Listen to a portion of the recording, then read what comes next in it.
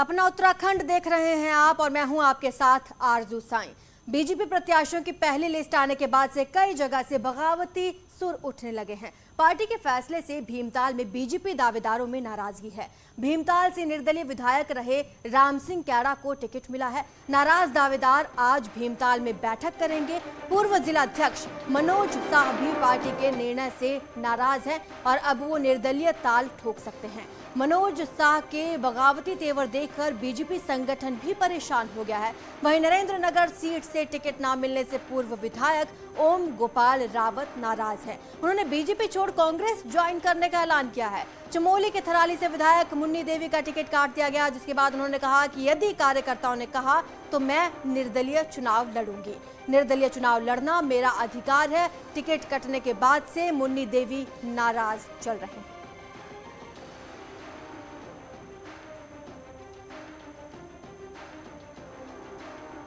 जैसे ही पहली लिस्ट का ऐलान हुआ, 59 उम्मीदवारों का ऐलान किया गया, वैसे ही जिन नेताओं का टिकट कटा है उनके बगावती सुर देखने को मिल रहे हैं। कुछ लोग निर्दलीय चुनाव लड़ने की बात कह रहे हैं। धराली विधायक मुन्नी देवी ने ऐसी ही बात की है, बगावती सुर अपना रही हैं। उन्होंने कहा कि अगर कार्यकर्ता कहते हैं तो वो निर्दलीय चुनाव लड़ेंगी। भीमताल में दावेदारों में खासा रोष देखने को मिल रहा है। पार्टी में विद्रोह चल रहा है। निर्दलीय राम सिंह कैड़ा को टिकट दे दिया गया है, तो वहीं कई विधायकों के टिकट कट चुके हैं। धराली विधायक मुन्नी देवी भी इनमें शामिल हैं। कोई नेताओं के बगावती सुर सुनने को मिल रहे हैं।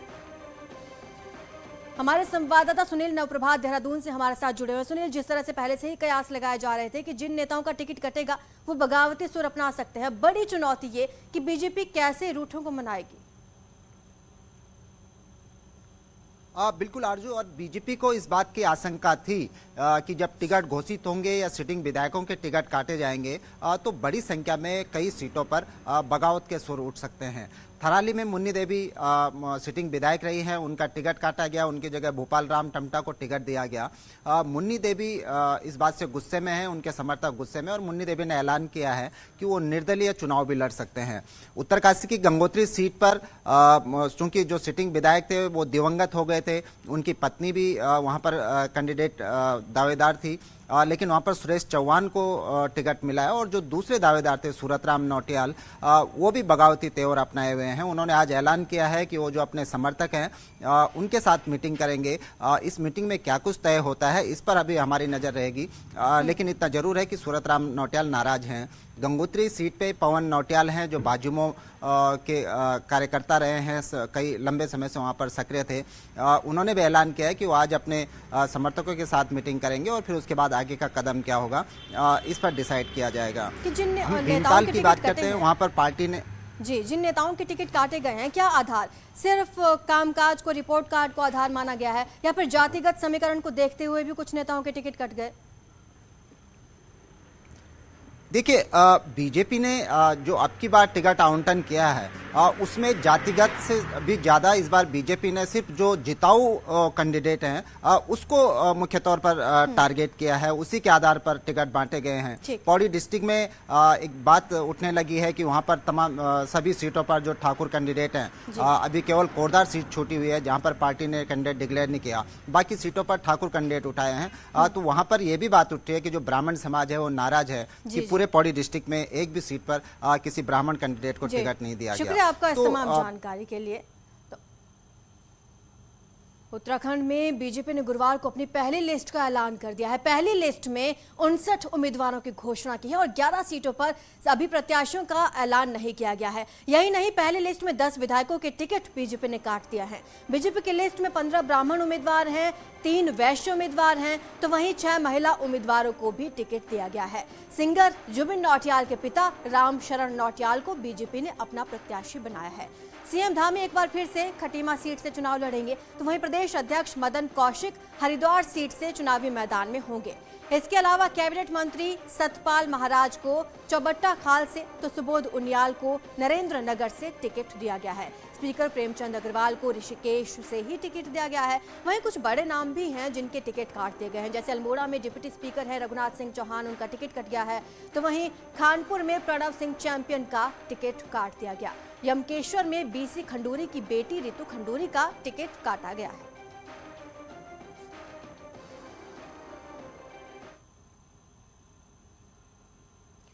कल बीजेपी उम्मीदवारों की पहली लिस्ट आ चुकी है, वहीं आज कांग्रेस की भी पहली लिस्ट आ सकती है। आज शाम 5 बजे कांग्रेस इलेक्शन कमेटी की मीटिंग होने जा रही है। खबर यह है कि करीब 60 सीटों पर प्रत्याशियों के नामों का ऐलान हो सकता है और आज देर शाम कांग्रेस की पहली लिस्ट जारी कर दी जाएगी।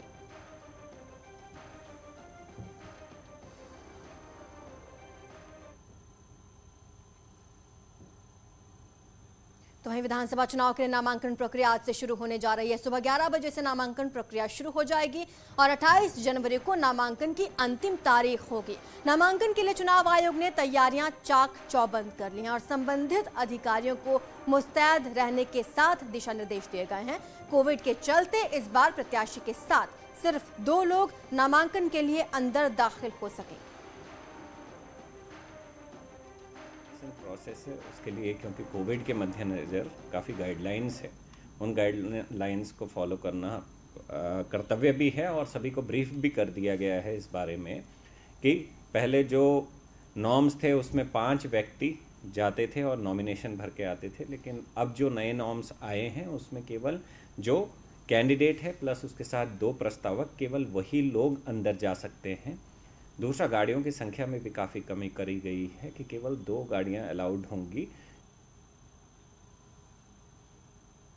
हमारे संवाददाता सत्येंद्र बर्तवाल हमारे साथ देहरादून से जुड़े हुए हैं। सत्येंद्र, जब तक कोरोना नहीं था तब तक नामांकन प्रक्रिया को बहुत बड़ा माना जाता था, एक तरह से शक्ति प्रदर्शन रहता था, लेकिन जब अब चुनाव आयोग ने कोरोना प्रोटोकॉल्स लगा दिए हैं, कई गाइडलाइंस जारी की गई हैं, तो ऐसे में सिर्फ 2 लोग ही उम्मीदवार के साथ अंदर जा सकेंगे।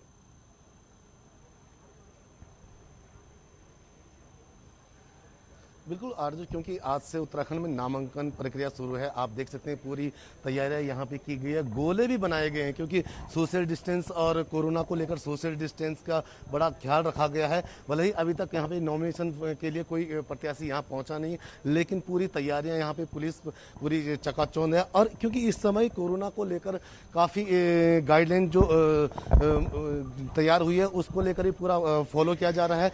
इस समय की अगर हम बात करें, क्योंकि अगर हम पिछले चुनावों पे देखें तो जो नामांकन का दिन होता था वो एक महत्वपूर्ण दिन होता था, उसमें शक्ति प्रदर्शन देखने को मिलता था। लेकिन इस समय कोरोना को देखते हुए यहाँ पे नामांकन के लिए मात्र अंदर जो जाएंगे वो मात्र 2 लोग जाएंगे, जो प्रत्याशी होगा उसके साथ मात्र 2 लोग जाएंगे।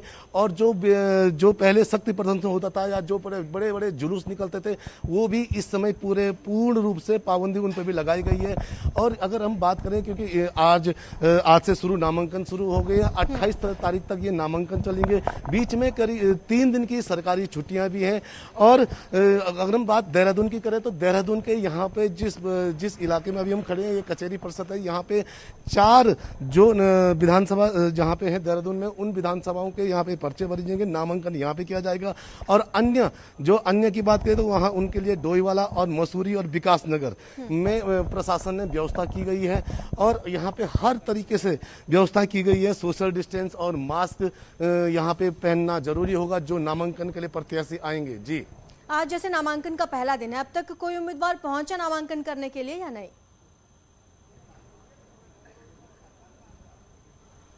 बिल्कुल आरजू, क्योंकि अभी यहाँ पे आप देख सकते हैं जितने भी यहाँ पे प्रशासनिक अमला यहाँ पे तैयार है, लेकिन नामांकन के लिए अभी यहाँ पे कोई भी प्रत्याशी नहीं पहुंचा है।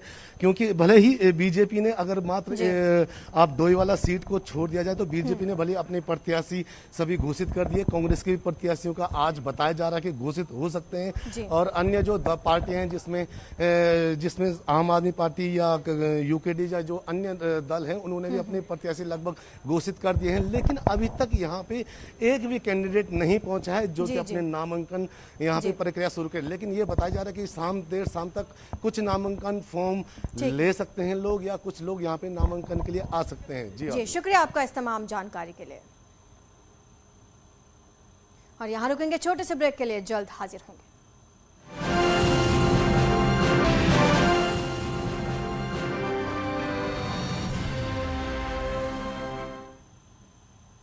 आज पहले चरण का नामांकन खत्म हो जाएगा और दूसरे चरण की प्रक्रिया शुरू हो जाएगी।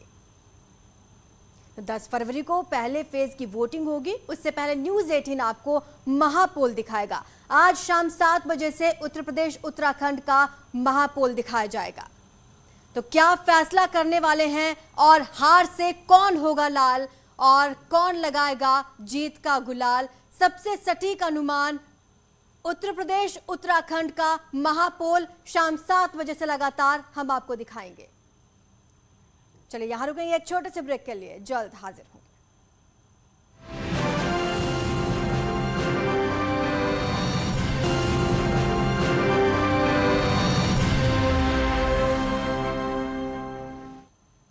पहाड़ों में एक बार फिर से मौसम बदला है और बद्रीनाथ धाम में लगातार बर्फबारी हो रही है। करीब 1 फीट तक यहां बर्फ जम चुकी है, जिसमें बद्रीनाथ में तापमान माइनस में पहुंच गया है।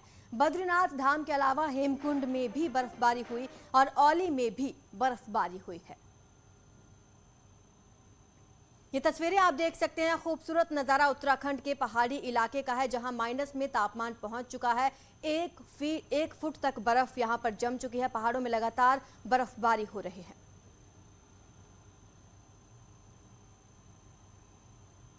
उत्तरकाशी में मौसम ने फिर करवट बदली है। देर रात ऊंचाई वाले क्षेत्र जैसे गंगोत्री, हर्षिल, मुखबा, धराली, सुखिया आदि स्थानों पर बर्फबारी हुई, जबकि निचले इलाकों में बारिश हुई। आज भी बर्फबारी और बारिश की संभावना बनी हुई है। बर्फबारी से किसान काफी खुश हैं, क्योंकि ये बर्फबारी सेब की फसल के लिए फायदेमंद साबित होगी। तस्वीरें आप देख सकते हैं। किसान इस बर्फबारी से काफी खुश हैं, बागवान खुश हैं, क्योंकि सेब की फसल के लिए यह बर्फबारी वरदान साबित होने वाली है। लगातार बर्फबारी हो रही है और अगले 1-2 दिन तक मौसम विभाग ने यहां पर बर्फबारी की आशंका जताई है। निचले इलाकों में भी लगातार बारिश हो रही है और ऊपरी इलाकों में बर्फ पड़ने की वजह से निचले इलाकों में ठंड बढ़ गई है।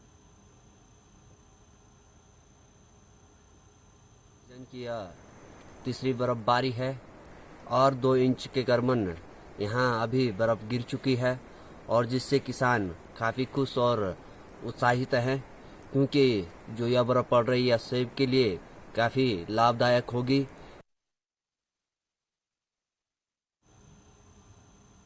पहाड़ों में देर रात हुई बर्फबारी के बाद शुक्रवार को मौसम सुहाना हो गया है। दिन निकलने के साथ धूप खिलने से स्थानीय लोगों के साथ पर्यटक काफी खुश नजर आए। औली पहुंचे सैलानियों की खुशी का ठिकाना नहीं रहा। पर्यटक भी यहां पहुंचकर मौसम का लुत्फ उठाते नजर आए।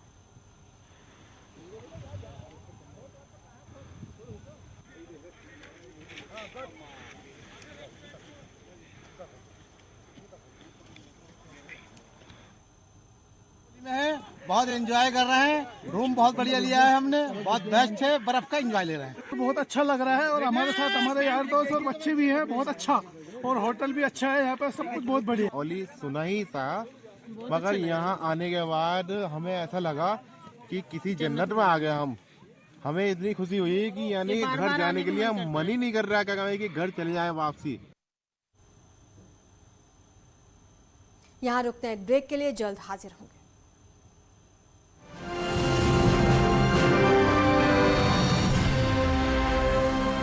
उत्तर प्रदेश उत्तराखंड क्या फैसला करने वाले हैं? हार से कौन होगा लाल, कौन लगाएगा जीत का गुलाल? सबसे सटीक अनुमान उत्तर प्रदेश उत्तराखंड का महापोल सिर्फ न्यूज़ 18 यूपी उत्तराखंड पर शाम 7 बजे से लगा